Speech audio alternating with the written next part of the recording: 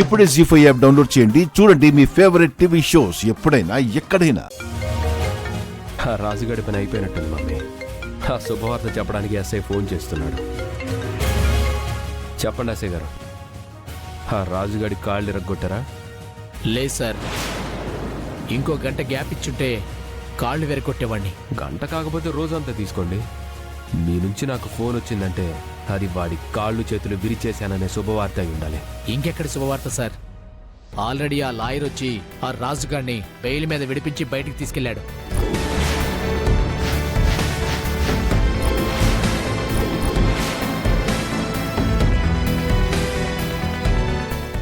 ఏం మాట్లాడుతున్నారు ఎస్ఐ గారు?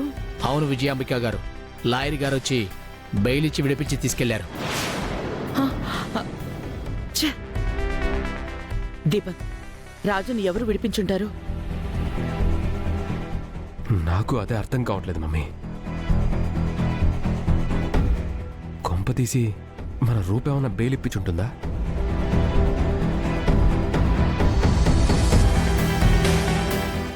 దీపక్, అసలు రూప ఇంట్లో ఉందో లేదో చూద్దాం. ఒకవేళ రూపే గనక లాయర్ దగ్గరికి వెళ్ళి బెయిల్ ఇప్పించుంటే తమ్ముడి దగ్గర దాన్ని ఇరికిద్దాం. పద. రూపా, రూపా, రూపా, సుమా, రూపం చూసావా? లేదొదనా. రూపా, రూపా. ఈ దుర్మార్గులకు రూప మీద అనుమానం వచ్చింది అంటే బావగారు కూడా విషయం చెప్పేస్తారు. అర్జెంటుగా ఈ విషయం రూపకి చెప్పాలి.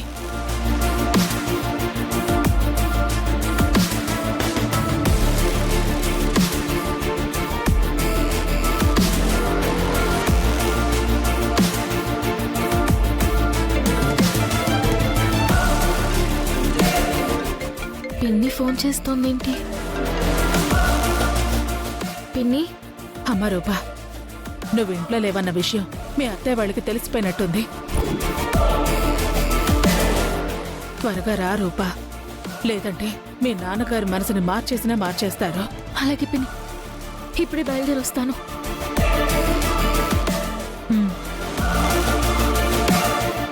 రూపా, అమ్మ రూపా, రూపా, రూపా. ఏమైందక్క? ఉదయం నుంచి రూప కనబడడం లేదు తమ్ముడు. రూప కనిపించకపోవడం ఏంటి? అవును తమ్ముడు, ఆ రాజుగాడిని కలవడానికి వెళ్ళిందేమోనని నాకు అనుమానంగా ఉంది తమ్ముడు.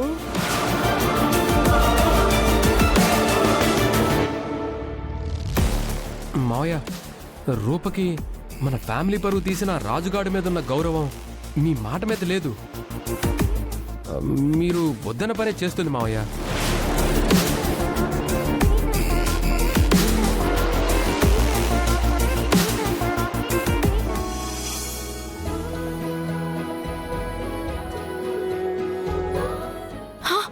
రాజు,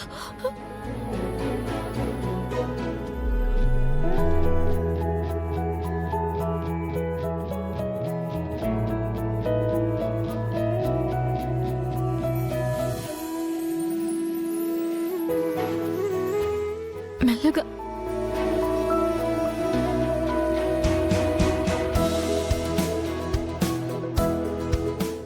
లాయర్ గారు, నేను మిమ్మల్ని తర్వాత కలుస్తాను. అలాగే మేడం. రాజు,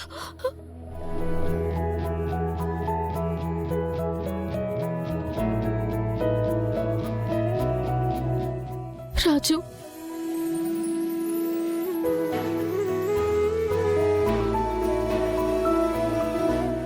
అత్తయ్య దీపక్లు నాన్న దగ్గర నన్ను ఇరికించే ప్రయత్నం చేస్తున్నారంట.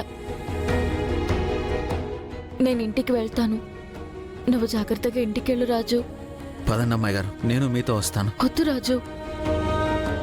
అమ్మాయి గారు, మీరు ప్రమాదంలో ఉంటే నేను ఎలా వెళ్ళగలను అమ్మాయి గారు? మీ ప్రాబ్లం క్లియర్ అయ్యాకే నేను ఇంటికి వెళ్తాను. పదండి. వద్దు రాజు, నేను ఇంటి దగ్గర దింపేసి నేను వెళ్ళిపోతాను.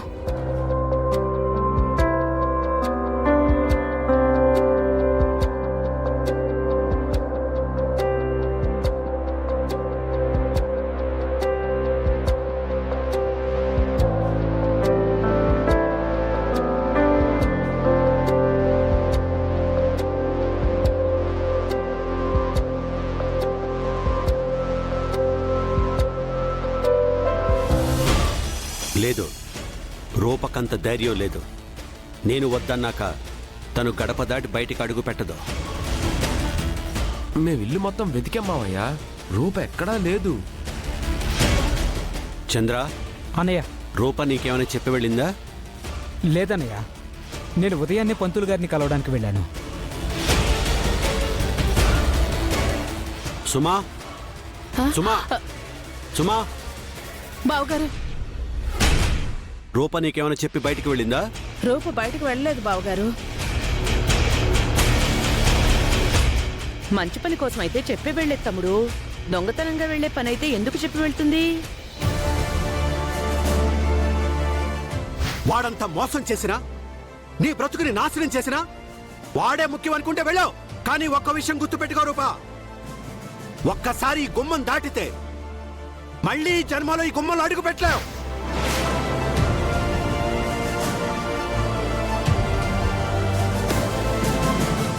వద్దు వద్దు అంటున్నా వెళ్ళింది.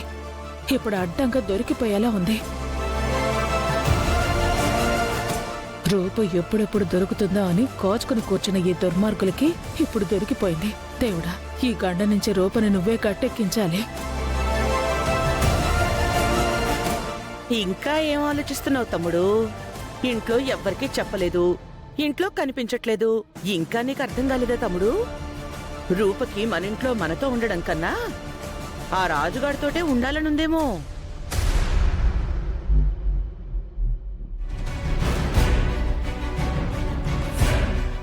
ఇంకో ముఖ్యమైన విషయం మావయ్య, మీరే అరెస్ట్ చేయించారని తెలిసినా కూడా ఎవరో లాయర్ బెయిల్ ఇచ్చి రాజుని బయటికి తీసుకొచ్చాడంట.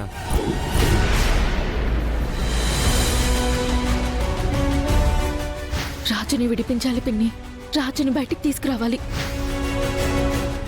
రాజు బయటకొచ్చాడనమాట. రూప బయటికెళ్ళి గెలిచింది, కానీ ఇంట్లో ఓడిపోయేలా ఉంది. ఇదంతా మన రూపే చేయించుంటుంది తమ్ముడు.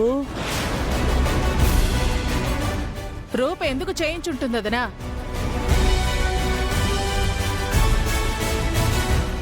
మరి రాజుని బయటికి తీసుకురావాల్సిన అవసరం ఎవరికుంటుంది? ఒక సీఎం మాటని పక్కన పెట్టి రాజుని బయటికి తీసుకురాగలిగేంత ధైర్యం ఎవరికుంటుంది సుమా?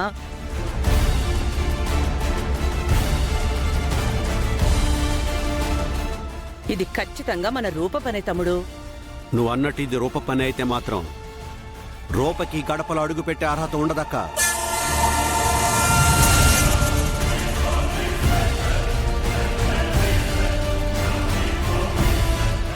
ఒక్క దెబ్బకి రెండు పిట్టలన్నట్టు రాజు రూపలిద్దరూ ఈ ఇంట్లో అడుగు పెట్టే అర్హత కోల్పోతారు. దీపక్ పెళ్లిని అడ్డుకునే వాళ్లే ఉండరు. జీ5 యాప్ డౌన్లోడ్ చేసి అన్ని ఎపిసోడ్స్ పూర్తి ఉచితంగా చూడండి.